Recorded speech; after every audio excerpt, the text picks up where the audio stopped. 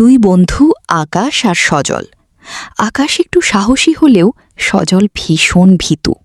একদিন দুই বন্ধু মিলে তাদের এক আত্মীয়ের বাড়ি থেকে ফিরছিল, কিন্তু ফিরতে ফিরতে রাত হয়ে যায় এবং তারা বনের ভেতরের একটা অচেনা শর্টকাট রাস্তা ধরে।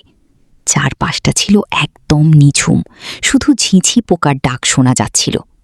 হঠাৎ করেই সজল অনুভব করল তাদের পিছনে পিছনে কেউ একজন হেঁটে আসছে। সে ভয়ে আকাশের হাত চেপে ধরল।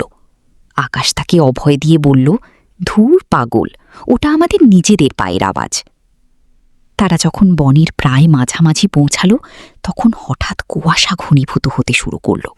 সেই কুয়াশার মাঝ থেকে একটা অদ্ভুত মিষ্টি সুবাস ভেসে এলো। সজল ফিসফিস করে বলল, আকাশ, চল ফিরে যাই, আমার খুব ভয় করছে। ঠিক তখনই রাস্তার পাশে একটা বিশাল বটগাছের নিচে তারা একটা আবছা অবয়ব দেখতে পেল।